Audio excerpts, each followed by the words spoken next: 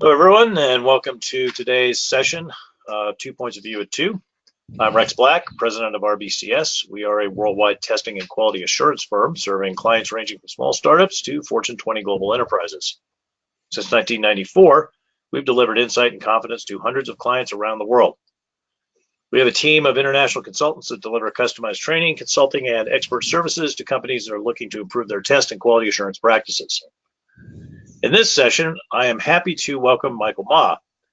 Michael is managing partner of QSM Associates and past benchmark practice director for the Cutter Consortium, a Boston-based IT research firm. For over 20 years, QSM has created a large global database with defect and productivity statistics from many of the world's leading creators of software. You've seen a picture of him there. See if we can get this to the next slide. There we go. QSMA provides this research data and software estimation and planning models in its renowned SLIM suite of tools. QSMA provides expert coaching, consulting, and training on achieving industry-leading cycle time and quality and delivered value for companies to commercially thrive while positively impacting their industries and driving change. So in this session, Michael and I will discuss defects, bug patterns observed in data, and how in today's competitive market, they can either make or break your product or even your company. We'll discuss some real-world case studies and key findings from real-world benchmarking and diagnostic engagements on what separates the leaders from the has-beens, or the soon-to-be has-beens in some cases. If you have any questions during the course of this webinar, please feel free to submit them at any time, but please note that we, Michael and I, will be answering them at the end. So let's just jump right into it. Michael, I'll cue up the first slide here, and then I'm going to make you the presenter, so you can then drive the slide deck forward from here. Great. Okay. So that means that I should be able to advance the slides just with the space bar. Is that correct? You should be. I think at this point you'll be seeing some kind of change in your screen that'll allow you to move things forward. If you can't get it to work, just tell me to do it from my side and I will do it. Okay, great. Well, thank you, everyone, and welcome. My name is Michael Mah, as Rex mentioned, and I've got some stories to tell about my experience and observations as a researcher in the software quality dimension. Let's go to the slide, Rex. I can't quite make it out. Let's go to the slide that shows the nuclear submarine there. Yeah, okay, we'll jump forward a little bit. Yeah. Okay, here comes the nuclear submarine. Oops. Okay, so back when I was a young aerospace engineer, having been inspired by the Apollo space program, and if any of you are moviegoers, don't miss the Apollo 11 film, which has footage found in NASA vaults that's been hidden for 50 years, showing Neil Armstrong and Buzz Aldrin landing on the moon. But at one point in my career, I was put in charge of the QA test group for the Trident nuclear submarine, of all things. And the first time that I found defect curve related to software quality came when we were modeling the Trident submarine software, specifically the navigation system. One of the things about a nuclear submarine and the software code that flies this ship, 2 football field lengths long, under the ocean around things like Yosemite valleys and Mount Everest that lie beneath the ocean surface, invisible to the landlubber, is a very complex and sophisticated navigation system with twin gyroscopes, 5 mainframe processors, velocity measure sonar systems, and all kinds of communication, command, and control in order to safely fly this submarine. And we found that we were able to observe what's called a Rayleigh defect curve. So let's go to the next slide and take a look at that. Because a Rayleigh defect curve simply refers to the fact that in all system engineering, There is a mathematical profile that illustrates the identification of bugs that are found and fixed. The curve builds up to a peak, and then the curve actually has what's called a long tail. And those bugs on that Rayleigh tail either have a high volume with a long tail or a low peak volume and a shorter tail. And that's the very thing. If you have that curve in any of your systems, and all of them have it, if it is invisible to you, you will not be aware of a thing that is going to determine whether you make your deadline. And in our case, we found and felt that it was extremely vital to know when that curve peaked and when that curve was tailing down. And as a quality engineering team and test engineers that were responsible for finding the bugs and fixing them, we wanted to drive that curve down as quickly as possible.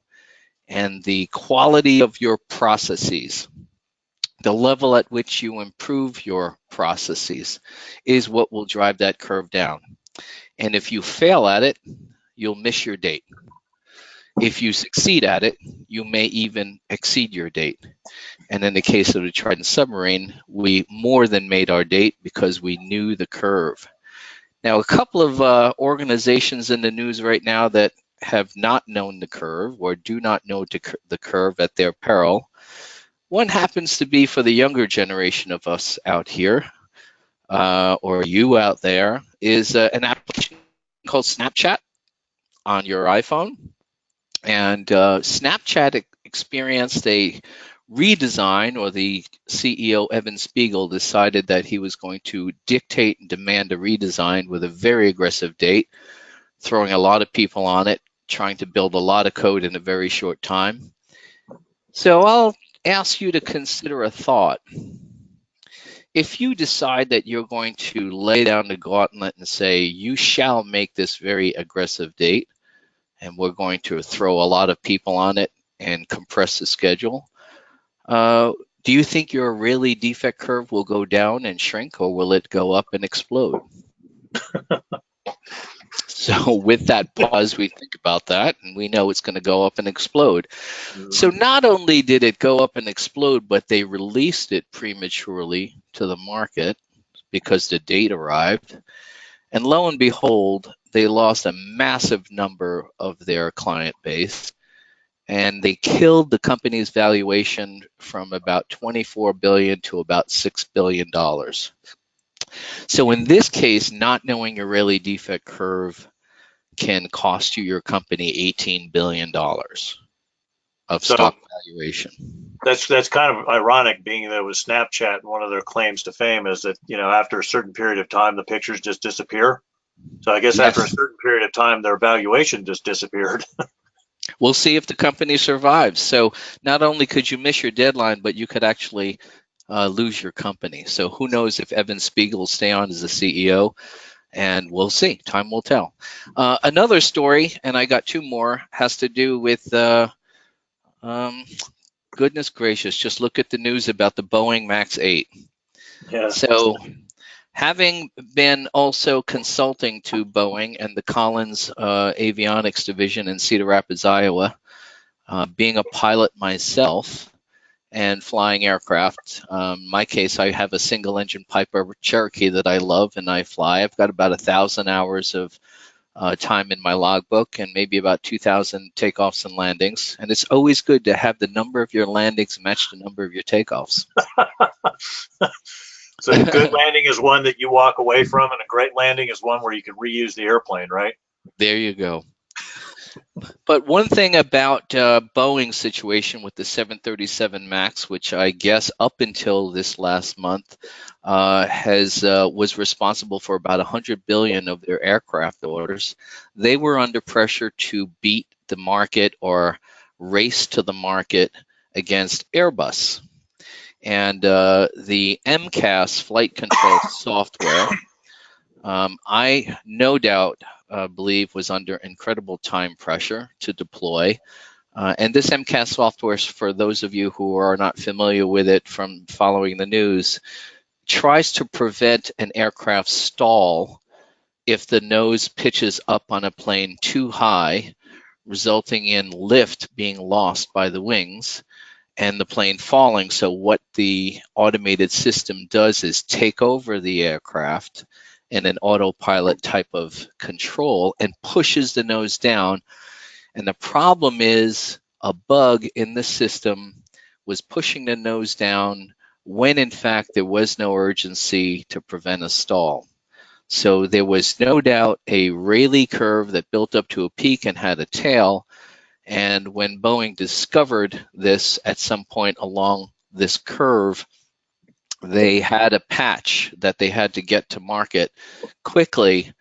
And unfortunately, that speed of getting it deployed was delayed by, of all things, from what we're hearing now in the news just yesterday, the government shutdown. So the FAA government shutdown and impacted a number of things, not just air traffic control, but the deployment of software fixes in maintenance of aircraft.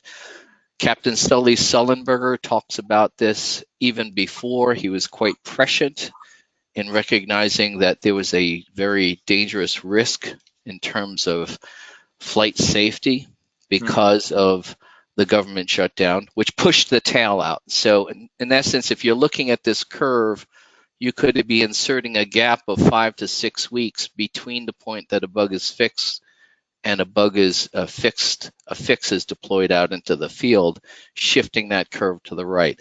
So again, not knowing the curve, you do so at your own peril. So let's go to the next slide. And next one or the previous one? Is it this? I think there's one that has a bug curve on it. Software defects and when they occur. Yeah, let's go forward. There we go. So bugs come in many forms, and they could be anywhere from a coding error to a requirements error. In this case, this is possibly a systems engineering error with the MAX 8, and I would say it's a severity 1. Loss of life, system down or plane down, right? Yep. So hopefully we will learn from this in a very serious way and understand that if we are able to recognize the inherent nature of software physics when it comes to bug curves and accelerating the curve downward, we don't want to do things that are going to push the curve to the right. And so that's what we do. That's what RBCS does. That's what QSM Associates does. We're about being able to identify defects when they occur, benchmark them against an industry database of statistics, about 10,000 projects in our library, which in our unique way, we actually push that data to the desktop so that you could compare yourself against your peers. So let's go to the next slide and let's look at what it might look like as we talk about ideas. Let's go to the next one, Rex. Yep, that one? The benchmark against industry trends? Yeah, let's go to that. Okay. So this is an organization that was looking to identify their defect curve and whether they were above or below, and they were going through a transformation to creating co-located teams, pair programming, extreme programming, and the writings of Kent Beck, one of the early founders of Agile Systems Engineering. And in the blue dots there, what you're seeing is the number of bugs in their Rayleigh curve on the rightmost 30%, a total tally of the count of their bugs, the volume of defects found and fixed, and what was their traditional development environment, which had a certain software process. And the black line in the center is the number of bugs for the industry average in the QSM library of database statistics. It's probably worth pointing out here too, Michael, that this is a logarithmic scale. So while that appears to be a nice gentle upward line there, what you've actually got is exponential increase. Correct. It's a curve that goes up dramatically. So as the size of software systems increases from small on the left to medium in the middle to larger on the right, the actual linear chart, but we made it into an easier to read straight line by using a logarithmic scale, it goes exponentially up. It's like a parabola. But those two black dots, which are it's about twice the volume above that center line, the way you read that is the number of bugs in this organization, they were seeing 2 times the number of bugs in the code compared to industry averages. Now, for medical systems that supports hospitals and doctors, having double the number of defects in your code is not a good thing. So in the span of trying to consult with experts like RBCS and others, they were looking to improve their processes. And on the left, those 3 dots where people were put together in one room, time differences were shrunk by not having people in different time zones. They were working in pairs, like a pilot and co-pilot building code, doing it at the same time, like Sully and First Officer Jeff Skiles flying the plane at the same time, covering each other. In those 3 red circles, they found the defects were half the industry average in the after scenario. So you have before in blue and after in red. And then the after scenario, their bugs were half the industry average. So now if you go from double the industry average in the before to half the industry average in the after, what's the end-to-end difference? Improvement. It's a factor of 4. So if this would be one of your fact-based decisions here that we were talking about when we were putting this together, right? Of know where you stand against your peers and make decisions based on facts. In this case, correct. Exactly. And this went up to senior leadership. So one of the things that we do in being advocates for engineering teams is as neutral third parties, as observers, industry experts on the outside, we can speak in an objective fashion to the CEO, CIO, saying, we're actually seeing measured results here. The data is backing it up. The data charts our course. We've improved our quality by a factor of 4. We've cut our bug density by 1/4, down to 1/4 from double the industry average to half. So this is a useful thing, a mechanism that we actually show people how to do. It's typically in a very agile fashion, done over a span of a couple of weeks to capture the data and another 2 to 4 weeks most to present the results to the ship or to the team. Because if you don't know where you are, a roadmap usually doesn't help. So right. Our first thing is to find out where you are. So let's progress to the next slide, Rex, and I'll wrap it up. Maybe open it up to questions. Sure. And the final success story I have is an organization that I'll go back. Sorry, go back. I'm not in order here. One more.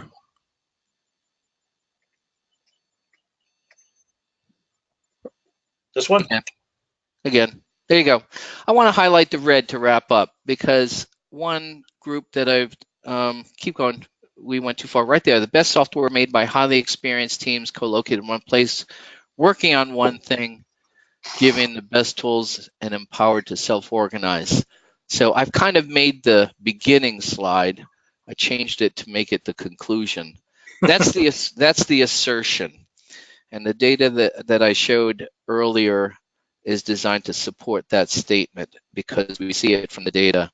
And the final case study that I'll give as an example is a company in the Chicago area where they not only had those 3 dots in the lower, 50% below industry average, but over a course of measuring for a number of years, they're at the 85th percentile. And when we started working with them, their revenue on an annual basis was about 1.8 billion, and in charting the course of driving their defects down to where they are now, all of their projects are in the red zone, and then below, they're in a better 85th percentile, where if industry is seeing for every 100 bugs that's out there in their peer group, they're only experiencing 15, not 50, but 15. And I'll kind of wrap what I'm going to say here, and then we'll open it up to discussion between me and Rex and questions, where when we presented this to the CEO and the president of the division, we were basically explaining that they had achieved the edge of the speed of sound envelope in their software quality from measuring, improving, measure again, improve again, measure again, improve again, and using expertise like what's available by folks who've seen best practices all around the industry. And now they're at the leading edge. And the president and CEO said to us, well, that's great, but how about the next frontier? How do we know that we're building the right things to really disrupt the marketplace and to really drive change and to really drive revenue? And so that's where we're now taking the organization, not just in engineering, but ways of thinking of prioritizing, categorizing, indexing, what goes into the backlog to be built in the first place by this top gun group of software and systems engineers, so that what they build is just as important, if not more important, than how fast they build it and how clean their code is. And so with them now taking that approach, they've now hit about 3.6 billion in annual revenue compared to about 1.8 when we started. Nice. And that's the kind of success that RBCS and our firm hope that we can replicate in the future. So with that, I'll leave that on a positive note. Cool. And open it up, Rex, right. for your comments and the audience's questions. Well, let me throw the advertisement up here, contact information, yeah, we'll open it up to Q&A at this point while we're waiting for the initial questions to come in. First off, just it turns out that I had a learning curve issue that I needed to go through with what happens when I make somebody else the presenter. Should have realized this. It shows their screen. So, Michael, there was a little bit of confusion there right at the beginning where people were not seeing the submarine, but instead were seeing seeing your screen, which was showing the welcome screen. So we got that fixed, but there's a kind of a little glitch. So it shows that we can have defects in pretty much anything. One of the things that I wanted to touch on, just related to that curve that you were showing. Let me go back to that one. This guy here. I think people see this, and of course they go, "Oh yeah, less defects is good, right?" But sometimes people don't realize, how big the impact is. Like you were talking about them, this organization going from being a $1.8 billion company to a $3 billion company.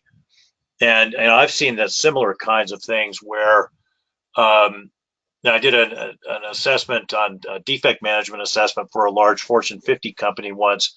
And based on the numbers that we were seeing in terms of late discovery of defects or defects escaping into the field, they had anywhere from $100 million to $250 million in losses associated with that. And this is on a $1 billion annual IT budget, right? So this is 10 to 25% of their annual IT budget being lost, right, basically just due to mismanagement of defects. Did a quick study for a client about a year and a half ago, went in and just looked at their incident management. In the space of less than a week, I was able to find $10 million in recapturable incident management loss. Stuff that, when I say recapturable, I mean, investing 10, 20, maybe $100,000 in 2 or 3 different initiatives would have allowed them to save that. So it's not just this sort of anodyne statement like, oh yeah, less bugs is better. It's really, it's a dramatic impact. Correct. And what I'd say on to that, Rex, as well, is that we used to think, let's just build the code as quickly as we can, and then test like hell to try to make the deadline. And that kind of like, well, let's just throw the bodies at it. There's a geometric rise in defects with every linear rise in throwing people on the project. So if I go from 10 people and I want to make the date and I add 10 more and I double my staff to 20, if I ask the question, how many more bugs do you think will be in that same code in the 20 versus 10 scenario? Do you think it'd be double? And people would say, no, it's not double, it's more than double. And they'd be correct. It's oftentimes quadruple. And in the worst case, 6 times more. So the rough rule of thumb is if you double your number of headcount to try to compress your schedule, maybe you want to compress it by 20%, you'll drive your bugs up by 4 to 6 times. And the thing that will keep you from making your date are the volume of bugs that you have to test. Yep. So now, bugs too, right? Yeah, so it'll eat your deadline for sure, to speak about our title. But sometimes when the date comes, people say, the date is here, ship it and hold your nose, right? And you hope that didn't happen with Boeing and the MCAS system for the 737 MAX 8. Because if those bugs leaked into the field because they rush it to market to beat Airbus, then we're talking about a loss of life that should have been avoidable, right? Yeah. Well, that is, of course, the assertion that I'm hearing, in some of the news reports. Now, I mean, it's one thing to say that, right? It's a totally different thing to have an email between, project managers or senior executives or something that comes out and says that. But you can imagine that there will be a lawsuit, and Michael, I'm sure you've done some expert witness work as I have, and in that case, you know that one of the things you do when you're in these kind of situations as an expert witness is you read a lot of emails with Bates numbers at the bottom of the page in PDF form, right? And if such an email exists, it's quite likely to come out in discovery. Right. So with that, a typical question as we get into the last couple of minutes of questions where people say, well, what's the alternative? How do we do it differently? And in some process improvement systems scenarios, what we do is try to create an environment where you are actually working to create high quality code first. And because of that, you get your schedule because you're not stuck in testing. And then you get your schedule by using real quality processes and automated testing and sophisticated test coverage analysis and test, QA consulting to be able to drive the rate of that downslope on that defect curve sooner. So we measure that all along the way, and people might say, well, is that something that we can be taught to do? And the answer is yes. We often say, well, you give someone a fish, you feed them for a day, but if you teach them to fish, they get fed for a lifetime. So I know, Rex, you'll oftentimes say that while we offer the kind of expertise we do to organizations, we also teach them how to be us, right? Yep. Yeah. I mean, part of being a consultant is, actually teaching people how to solve their problems, right? Not just pointing out their problems, but saying, okay, here's your problem, and here's what I recommend you do to address that. And of course, in this case, one of the things that you have to make the kind of changes that we're talking about here is, good defect and incident data, right? So you got to be able to actually understand what the facts are to make, as you were referring to before, these fact-based decisions. Right. So as we wrap, Rex, do we have any questions from the audience that we want to try to get to before we close? I think it looks like between the two of us, we covered it all. So great. I think we're in good shape. If you don't mind, I'll go ahead and put the closing words in here, and then we'll sign off. Okay. Cool. So, Michael, thank you again for joining me and for this interesting information. Apologies to the audience for my pilot error. Notice that Michael's actually the pilot. I'm not, so it's an explicable thing. I hope all of you, in spite of my pilot error, enjoyed this free webinar from RBCS. We do these free webinars as a service to the software testing community because at RBCS, we are a not just for profit company.